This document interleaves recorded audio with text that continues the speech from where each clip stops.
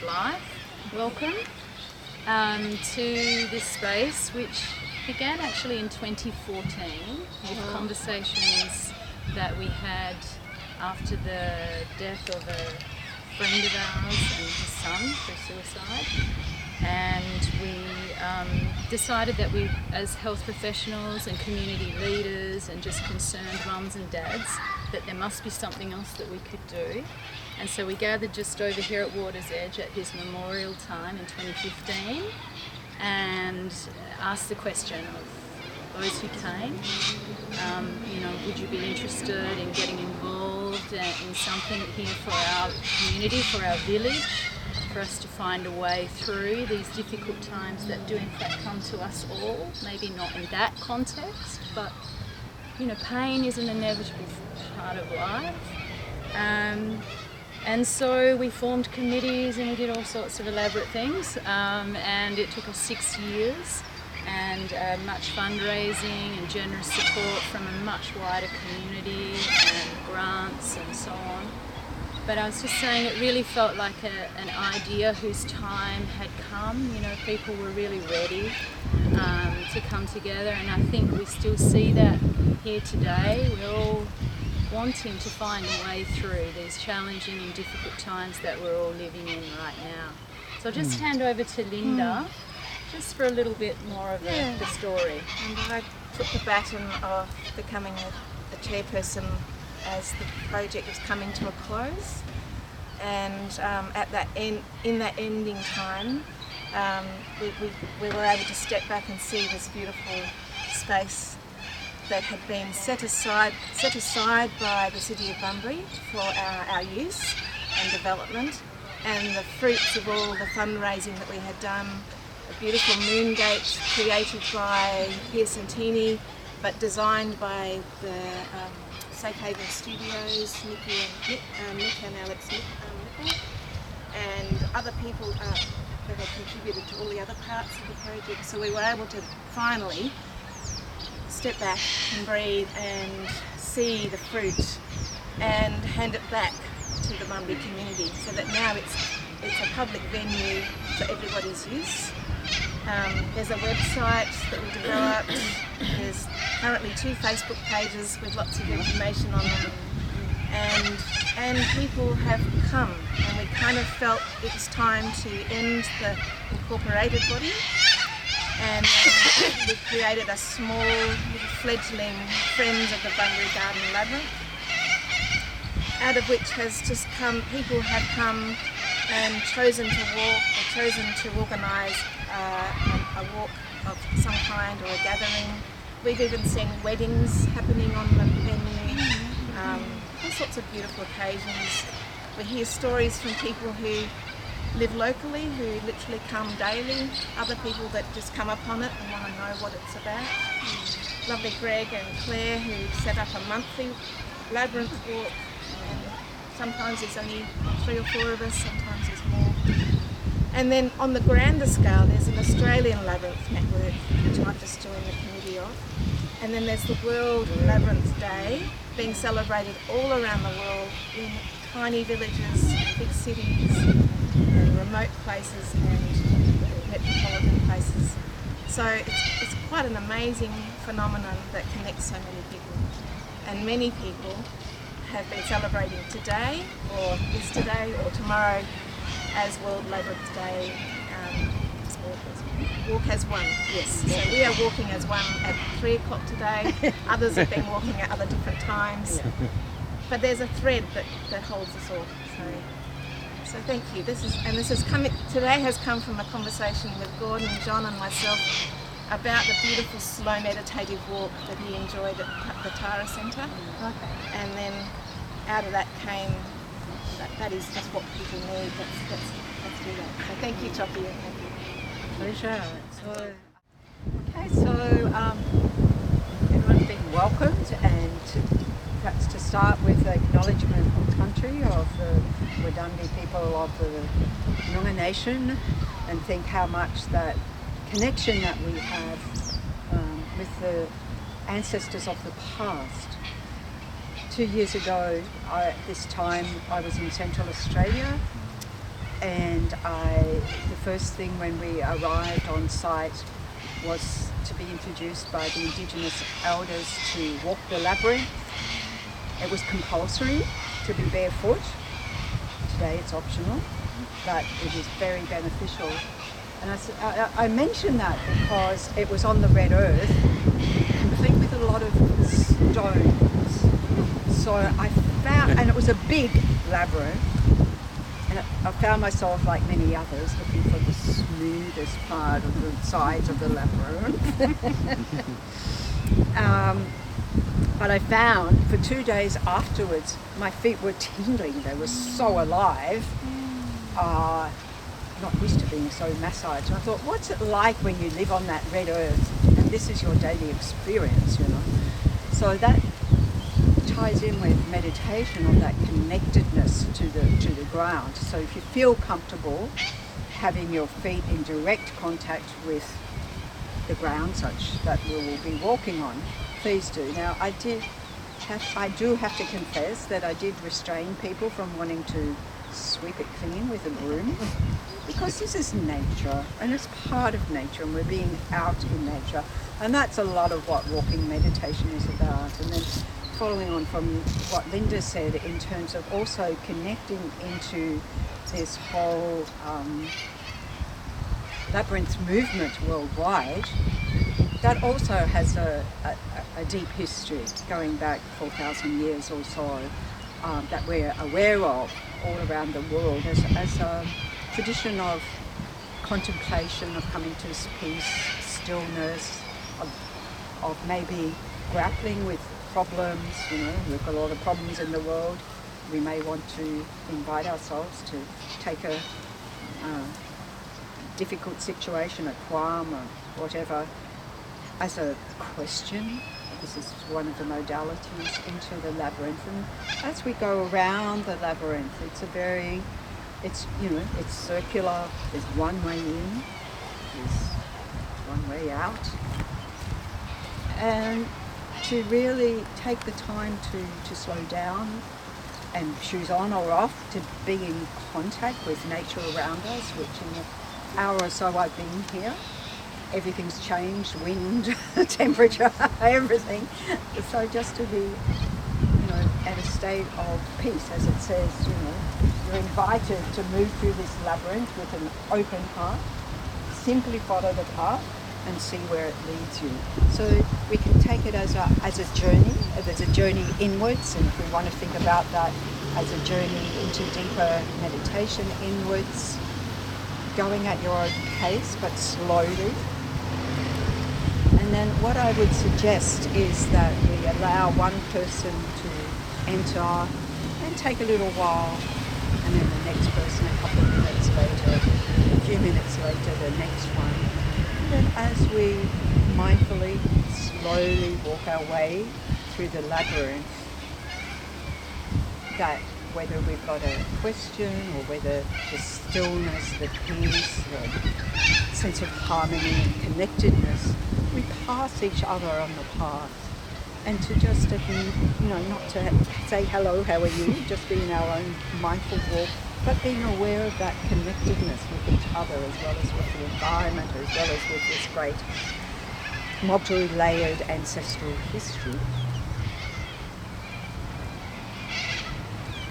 And I really like the Thich Nhat Hanh was famous for leading walking meditations, and he would say peace in every step.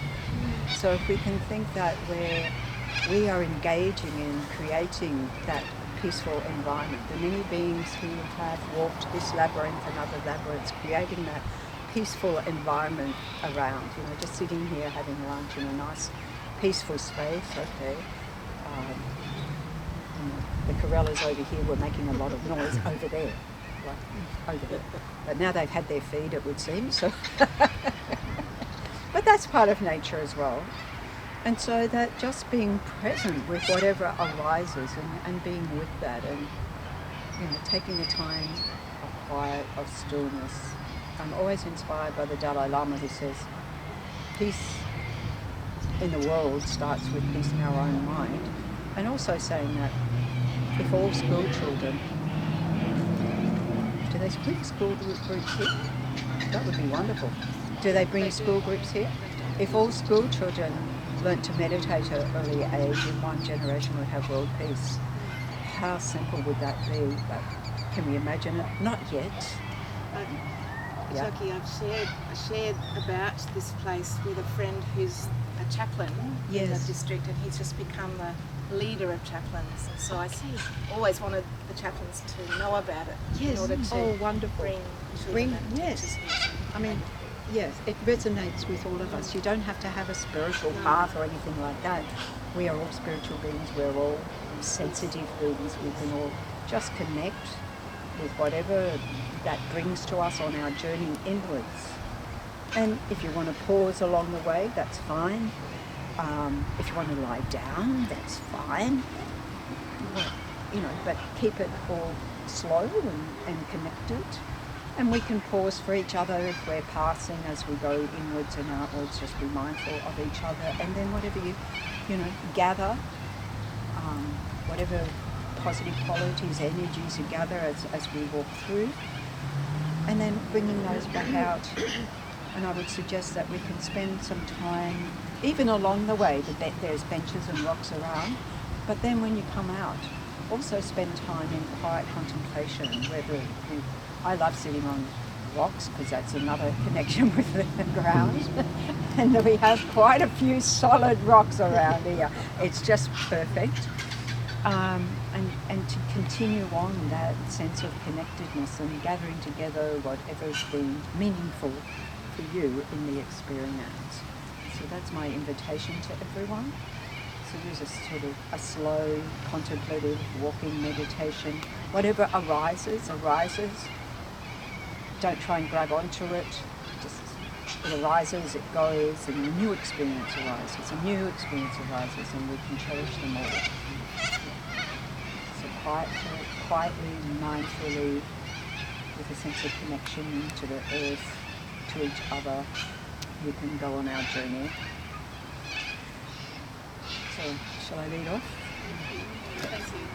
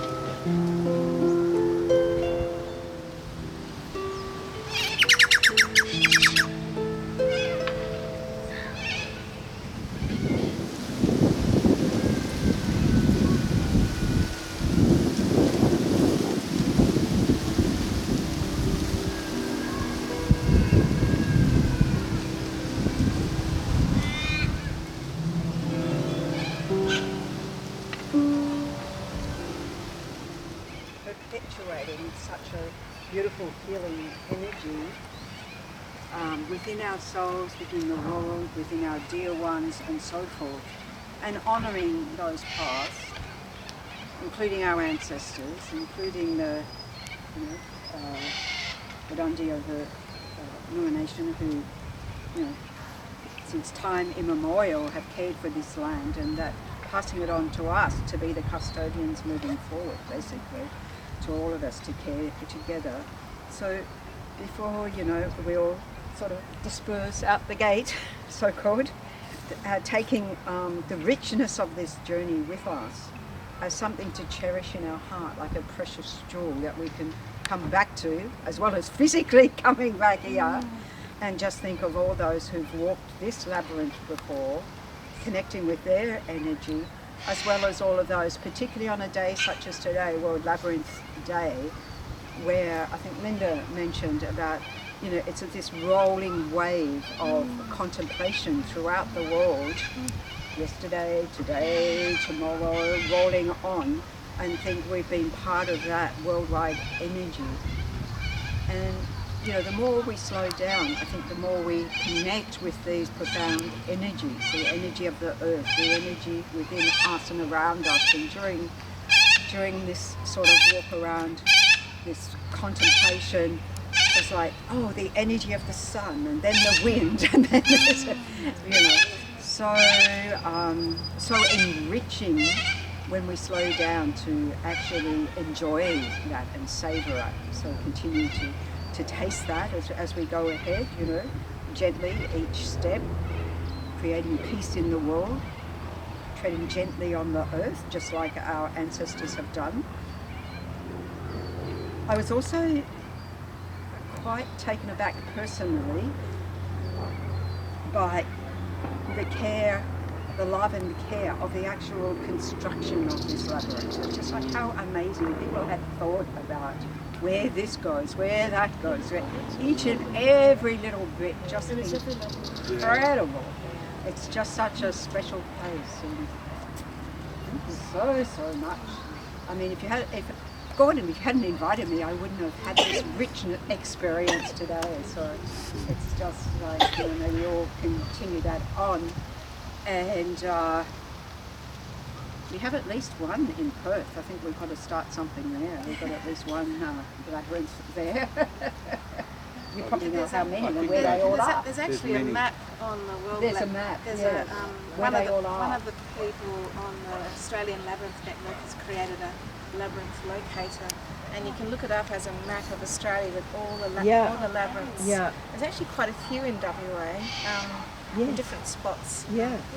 So It's wonderful. I mean, sometimes they're connected with like different religions Yes, that's right. and stuff like That's that. And I right. can remember being on retreats in a Christian place where they had a little labyrinth. Yes.